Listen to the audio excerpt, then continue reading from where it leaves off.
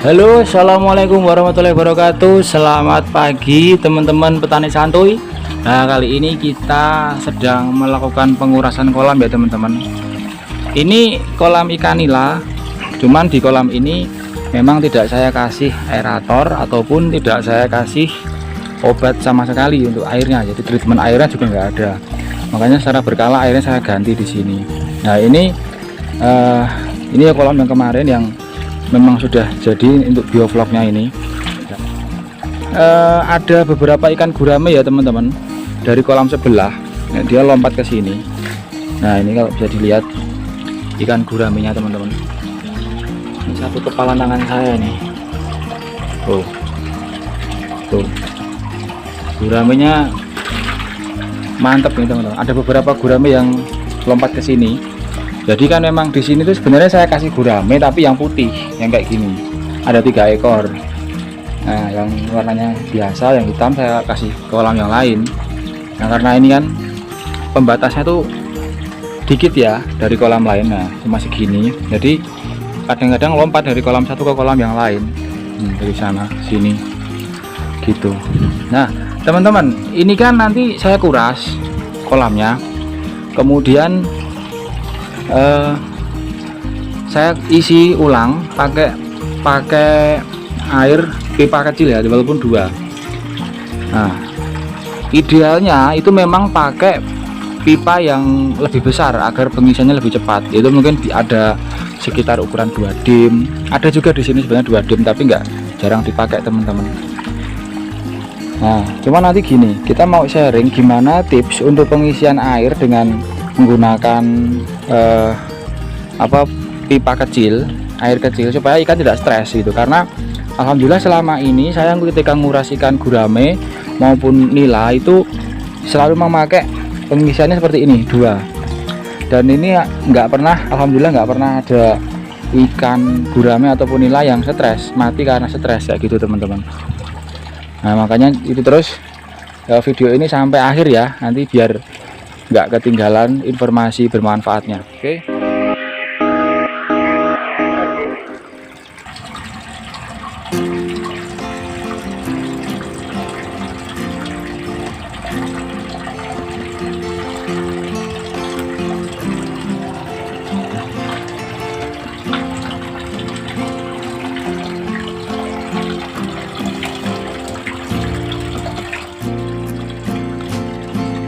Nah, kali ini saya mau memindahkan ini dulu teman-teman, tanaman kangkung ini ke sisi yang lain. Saya pindahkan dulu.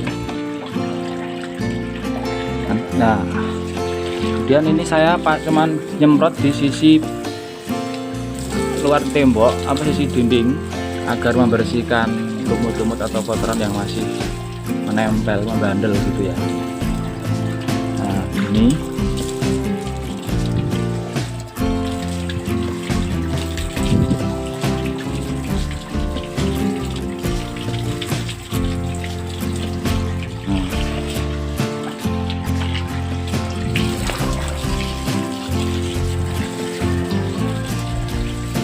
ambil kita semprot gini teman-teman. Ada yang kesangkut di sini. Sebenarnya nggak apa-apa sih, ikannya kesangkut di sini.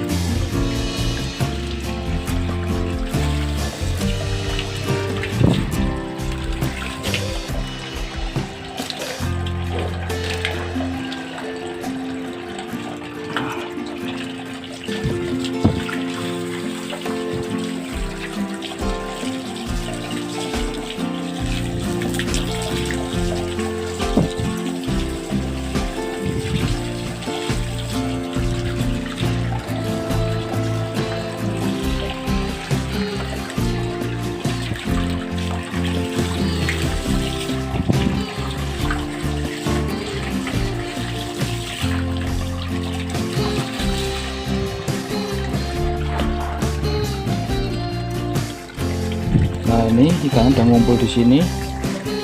Saya mau bersihkan dulu air di sini.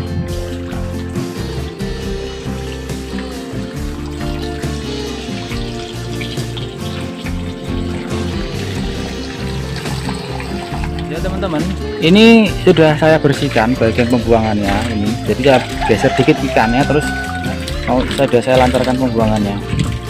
Ini saya tutup.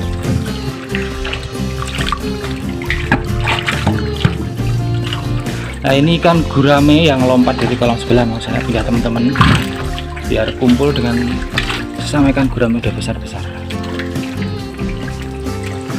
Ini juga kok megangnya gini, dibalik gini biar enggak begitu dia banyak gerak.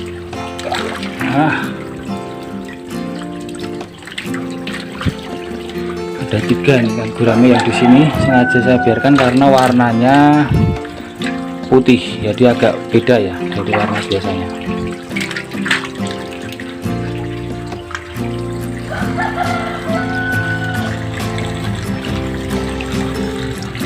Ya teman-teman, ini sudah selesai saya kuras, itu sudah saya bersihkan juga. Nah ini saya ngambil 6 ekor teman-teman buat nanti digoreng ya. Teman-teman, jadi gini, kalau ada yang bilang memang pengisiannya harus cepat pakai pipa yang lebih besar biar lebih cepat ikannya kena air dan gak stres itu ya, itu memang benar sebenarnya, memang yang bagus seperti itu. Tapi kalau misalnya kondisi kolam atau tempat teman-teman itu tidak ada pipa yang besar, nah seperti kolam saya ini, saya lebih sering pakai 2 kayak gini. Itu sebenarnya ada cara juga untuk menyiasati.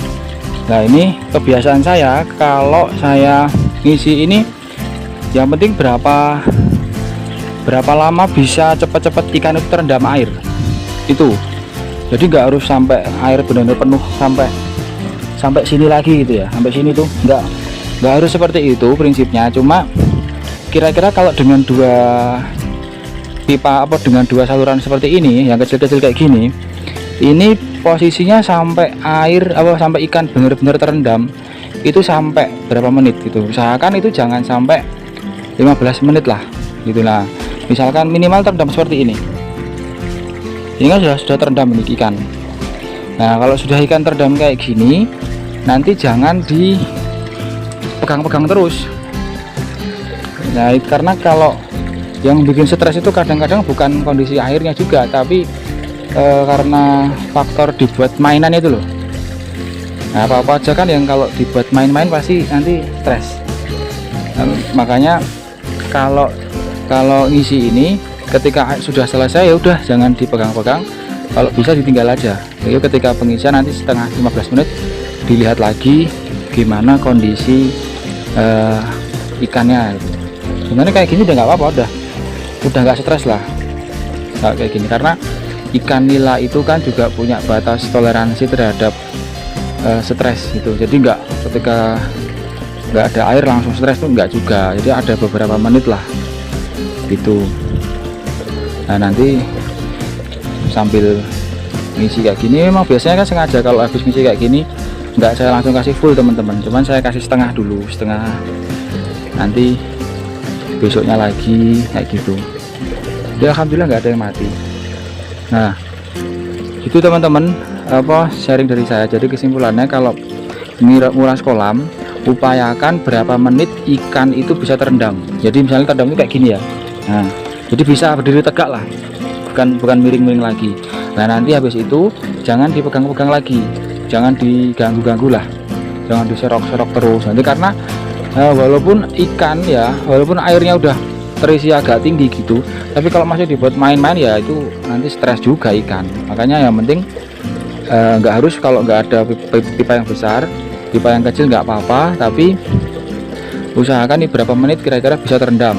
Nah nanti terus ketika sudah terendam jangan diobok-obok lagi kolamnya kayak gitu, udah sekali turun bersihin, setelah selesai udah gitu, tinggal dilihat aja gitu.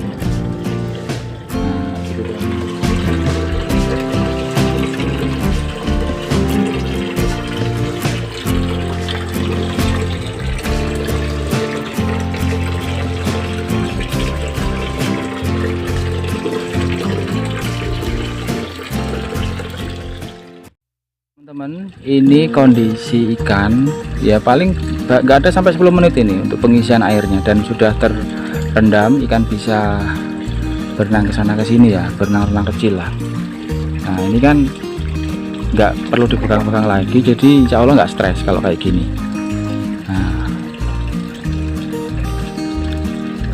ini kalau kayak gini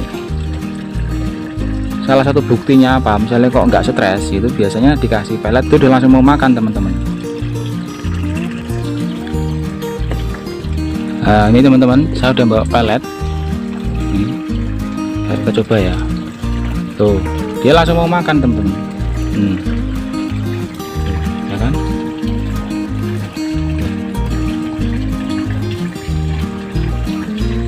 berarti karena kalau ikan stres itu pasti dia akan mengeluarkan semua isi perutnya yang udah dimakan. Nah, ini kan malah langsung mau makan itu.